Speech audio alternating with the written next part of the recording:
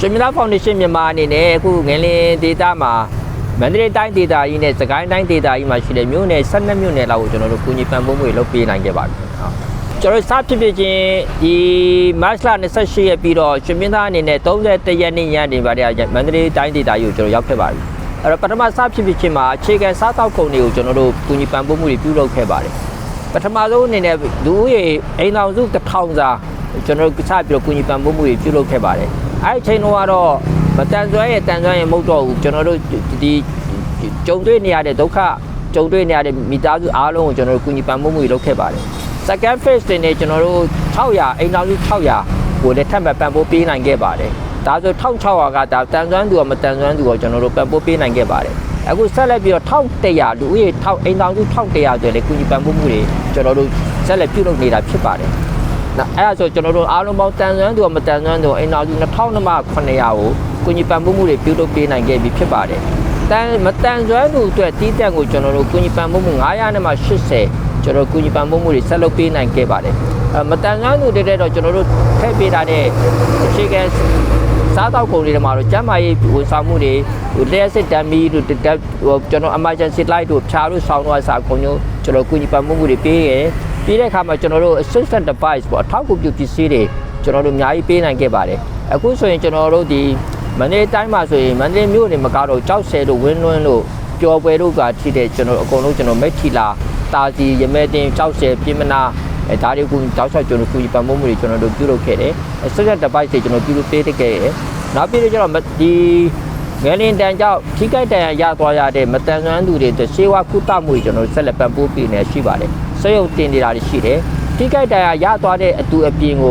ုကျွန်တော်ငလင်တန်ကြောင့်မတန်ဆွမ်းဖြစ်သွားရတဲ့ခြေထောက်ဖြတ်လိုက်ရလက်ဖြတ်လိုက်ရတဲ့ခါးရိုးတွေကျိုးသွားတယ်အောက်ပိုင်းတွေတေသွားတယ်ဒီလိုလူတွေအတွက်လည်းကျွန်တော်တို့ထူးတိတက်ထပ်ပြီးတော့စေဝါကုသမှုတွေကျွန်တော်ဆက်လက်ပံ့ပိုးပေးနေတာရှိပါတယ်ဆက်လက်ပြီးတော့ဒါမဲ့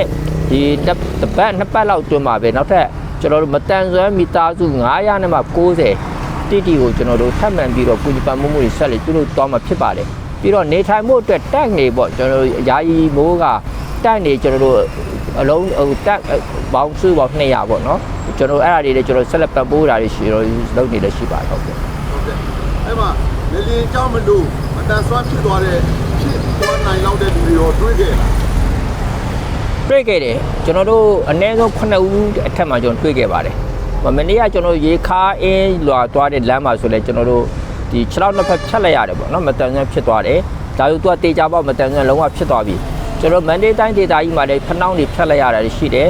လက်ကတွေးကြောတွေပါတယ်အကုန်လုံးကျွန်တော်ဖြတ်လိုက်ရတာရှိတယ်တော့ကြောက်ဆယ်ကနေပြီးတော့ဆေးရုံကျွန်တော်တင်ပေးထားတဲ့တယောက်ရှိပါတယ်ဒါဆိုရင်ခါယိုးကျိုးသွားတဲ့အတွက်ကြောင့်ခါယိုး spinal cord ဖြစ်သွားတဲ့အတွက်သူကအောက်ပိုင်းလုံးဝတေးပြီးတော့သူကမတန်ဆွမ်းသူဘဝကိုလုံးရောက်တော့မှဖြစ်ပါတယ်တော့ကျွန်တော်တို့တန်ခါတတ်ကိုရင်တွေစသဖြင့်တန်ခါတွေလက်ဖြတ်လိုက်ရတာတွေခြေထောက်ဖြတ်လိုက်ရတယ်ဆိုကျွန်တော်တို့အားလုံး18ဦးတီတီကျွန်တော်တို့ကိုကြီးပံ့ပိုးမှုတွေဆက်လက်လုပ်နေပါပြီဒါကသူတို့ဒီမတန်ဆွမ်းသူဘဝကိုလုံးဝရောက်သွားမဲ့လူတွေဖြစ်ပါတယ်ရှင်မင်းသားအနေနဲ့ဒီမှာကျွန်တော်တို့16နှစ်ရှိပြီပေါ့နော်မန္တလေးမြို့မှာချိန်ဆိုင်တော့အတင်းဝင်ရှင်မင်းသားအတင်းဝင်9000ကျော်ကျွန်တော်ရှိပါတယ်အဲ့ဒီထဲမှာဒီထိခိုက်တန်ရသွားတော့ကျွန်တော်တို့ဆက်သွယ်တချို့လုံးဝပြတ်သွားတာရှိတယ်ဘာလို့လဲဆိုတော့ဒီငလင်တန်ကြောင့်ဖြစ်တဲ့ခါမှာအားလုံးကပြန့်ကျဲပြီးတော့ကယ်ဆယ်ရေးစခန်းတွေကိုတောက်လျှောက်နေရတဲ့ခါကျကျွန်တော်ဆက်သွယ်ရခက်တဲ့အများကြီးတော့ရှိတယ်ဒါပေမဲ့အဲ့ဒီမှာကျွန်တော်ရတဲ့လောက်ကျွန်တော်စူးစီးပြီးတဲ့ခါမှာအိမ်တွေပြတ်သွားတယ်အိမ်တွေပြိုသွားတယ်အခုချိန်ဒီကယ်ဆယ်ရေးစခန်းတွေမှာရောက်နေတဲ့မတန်ဆွမ်းတွေကျွန်တော်အများကြီးရှိပါတယ်စုစုပေါင်းကျွန်တော်မတန်ဆွမ်း90လောက်ကိုအနည်းဆုံးကျွန်တော်တို့ဒီရှင်မင်းသားရဲ့ငကိုအဖွဲ့ဝင်90လောက်ကိုတော့ကျွန်တော်အိမ်ပြင်ဖို့တွေနောက်ကျကယ်ဆယ်ရေးစခန်းမှာတူတဲ့ထူးဝင်ဆောင်မှုတွေကျွန်တော်ပေးလက်ရှိပါတယ်ဟုတ်ကဲ့သူတို့တွေကပုံမှန် normal life ပေါ့နော်ငကိုမူလအနေထားရောက်ဖို့ကျွန်တော်အစင်ပေါင်းများစွာလောက်ရဖို့ရှိနေတယ်ဘာလို့ဆိုတော့ဒီကယ်ဆယ်ရေးစခန်းတွေမှာရောက်နေတာတော့မှပဲတန်ဆွမ်းသူနဲ့မတန်ဆွမ်းသူတွေကမတန်ဆွမ်းသူတွေရဲ့ဘဝတော်တော်ကြမ်းတမ်းပါတယ်တော်တော်သူတို့ဒီတကိုယ်ရတန်ရှင်းဘဝအစားကျွန်တော်တို့ဒီကိုလက်တန်စင်ဘဝအစားရခက်ခဲတာရှိတယ်အဲ့တော့ပုံမှန်ဘဝကိုရောက်ဖို့အတွက်ကျွန်တော်တို့ကအတင်းမောင်းထုတ်လို့မရဘူးသူတို့ကျွန်တော်တို့စနစ်တကျလုပ်ပေးရဖို့ရှိပါတယ်အခုကျွန်တော်တို့အိမ်ဆေးတွေစပြုစုနေပြီအိမ်ဆေးတွေဆိုတာကပျက်စီးသွားတဲ့အိမ်တွေကျွန်တော်တို့ဘယ်လောက်ပြန်ပြင်ပေးနိုင်မလဲပေါ့နော်ငကိုအိမ်လောက်မဟုတ်တော့မှကျွန်တော်တို့သူတို့ဗတန်ဆွမ်းသူတွေနေနိုင်ထိုင်နိုင်တဲ့အနေအထားရအောင်ကျွန်တော်တို့ ဒါနံပါတ်1သူတို့ရဲ့ဒီ temperature လို့ပဲပြောယာယီနေထိုင်ဖို့အတွက်ကျွန်တော်တို့အမိုးကာနဲ့လုံလုံဖြစ်ဖို့အတွက်ကျွန်တော်စီမံနေရရှိတယ်နောက်တစ်ခုကသူတို့ရဲ့အသက်မွေးဝမ်းကြောင်းဆိုအများနဲ့ဒီလိုကိုကြီးထောက်ပံ့ဖို့ဆိုတာကြာလာတဲ့ခါမှာမျိုးမိမျိုးဖာလည်းအရင်ပန်းလာတယ်စားဝတ်နေရဆိုပုံမှန်ပတ်ဖို့နိုင်မှုအတွက်မလုံလောက်နိုင်တော့ဘူးလေအဲ့တော့ဒီကရေရှည်သွားဖို့လည်းအဆင်မပြေနိုင်ဘူးအဲ့တော့ပုံမှန်နေထိုင်ရောက်ဖို့အတွက်သူတို့စားဝတ်နေရအတွက်ကကျွန်တော်ဝင်ရမယ်အတွက်အသက်မွေးဝမ်းကြောင်းပညာတွေကျွန်တော်အသက်မွေးဝမ်းအလောက်ကိုက်ခွန်လန်းတွေကိုကျွန်တော်ဖန်တီးပေးဖို့တွေကျွန်တော်ရှိပါတယ်ဥပမာကျွန်တော်တို့တာစီတို့ဘာလို့ဆိုရင်အခုချဲတွေကိုကျွန်တော်တို့ပြန်လုပ်ပေးပြီးတော့သူတို့ဈေးရောက်တာမျိုးကစပေါ့နော်ငကိုလုံနေတဲ့အလုပ်တွေကိုပုံမှန်လုပ်နေအောင်ကွန်းရရောက်တဲ့အတွက်ကွန်းရအိမ်ဆိုင်ဖွင့်နိုင်တဲ့အတွက်ဖွင့်နေစသဖြင့်အဲ့ဒါမျိုးတွေဖြစ်အောင်ကျွန်တော်တို့ဆက်လက်ဆောင်ရွက်နေတယ်အဲ့တော့ပုံမှန်အနေထားရောက်ဖို့တဲ့ကျွန်တော်တို့အနည်းဆုံး6လလောက်ကျွန်တော်ပုံမှန်အနေထားရောက်ဖို့တဲ့ကျွန်တော်တို့စူးစမ်းနေတာရှိတယ်ဒီလိုဒီပါအလူရှင်တွေကိုဟောဆရာဘာများအခုညီတောင်းခံနေဟုတ်ကျွန်တော်တို့ဒီငလျင်တန်ဖြစ်ပြီးတိချင်းမှာကျွန်တော်တို့ရရှိတဲ့ပြအထုတ်ဆွဲပြီးတော့မန္တလေးလာတဲ့တိကဲကစပြီးတော့ကုညီပေးပတ်ဖို့တာပြည်တွင်းအလှရှင်တွေဖြစ်ပါတယ်အရင်ကျေးဇူးတင်ပါတယ်ဒီ9ရက်သားတိကျွန်တော်အနေနဲ့ဒီအကျန်းကျေးဇူးတင်နေဆိုတဲ့စကားမှတပါချမရှိလို့ကျွန်တော်ပြောခဲ့ပါတယ်ဒါပေမဲ့ဒီပြည်တွင်းလူရှင်တွေကအခုချိန်တည်းတက်နိုင်တဲ့လောက်ဆက်လိုက်ကုညီပံ့ပိုးနေတာရှိပါတယ်နိုင်ငံတကာကုညီတွေလည်းကျွန်တော်တို့ခုချိန်တော့စပြီးရပြီဖြစ်ပါတယ်အဲ့တော့ကျွန်တော်ပြည်တွင်းပြည်ပအလူရှင်တွေကိုတင်းစကားပေးတာဒီမနေ့ကဆိုကျွန်တော်တို့စကိုင်းရောက်တဲ့ခါမှာအိမ်တွေဖြူလိုက်တယ်ပုံမှန်နေထားမဟုတ်တော့မှစီကားပြီးတော့သွားလာနေတဲ့အပြောင်းအလဲတွေရှိနေဒါတွေဒီတကယ်ကျွန်တော်တို့အပေါ်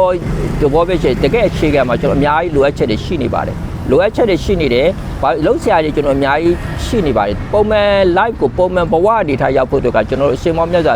ဖြတ်ကျော်ပါမှာဖြစ်တဲ့အတွက်ကြောင့်ပြည်တွင်းပြည်ပအလူရှင်တွေနဲ့အခုဒီငလင်ဒေသမှာဖြစ်တဲ့မန္တလေးတိုင်းဒေသကြီးနဲ့စကိုင်းဒေသကြီးမှာရှိတဲ့ထူးသက်ဖြစ်တော့မတန်ဆန်းသူတွေဘဝကိုမေ့မထားဖို့ထည့်သွင်းစဉ်းစားဖို့နဲ့ဆက်လက်ပြီးတော့ကုညီပံ့ပိုးမှုတွေပြုလုပ်နိုင်မှုတွေကျွန်တော်အနေနဲ့ဆန္ဒပြုပါတယ်။ဟုတ်ကဲ့အခုလက်ရှိတာဝန်ယူနေတဲ့အစိုးရအပိုင်းရောဘာတွေထောက်ပံ့ပေးတင်တယ်လို့ဆရာအကြံပြုချင်တယ်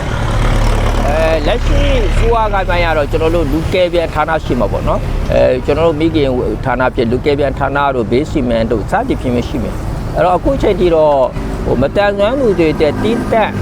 ကုညီပံ့ပိုးမှုတွေကျွန်တော်လက်မိတလောက်ကတော့တိတ်တော့မတွေ့မိသေးဘူးပေါ့နော်အဲ့တော့ဒါတွေတက်ကိုမူဝါဒတွေရေးဆွဲတဲ့ခါမှာကျွန်တော်လည်းနားလဲတလောက်6လလောက်တွေ့မယ်ဒီကဲတဲ့စကန်နေမှာပဲရှိနိုင်မယ်လို့ယူဆတဲ့ခါမှာနောက်ပိုင်းမှာကျင်းမှာမတန်ဆွမ်းမှုတွေအတွက်ကိုထည့်သွင်းစဉ်းစားပေးဖို့ကျွန်တော်အနေနဲ့ဒါဌာနဆိုင်ရာကြီးကိုကျွန်တော်မြစ်တာရက်ခံပါတယ်နော်ဟုတ်ကဲ့ဒီကမှာဘယ်လိုလဲဆရာဦးရဲ့ဒီလိုလည်းကျေးဇူးတင်ပါတယ်ကျွန်တော်တို့အခုလိုမျိုးအချိန်ပေးပြီးတော့အလေးတယူအင်တာဗျူးပေးတဲ့အတွက်လည်း viewer ကျွန်တော်အနေနဲ့ကျေးဇူးအများကြီးတင်ပါတယ်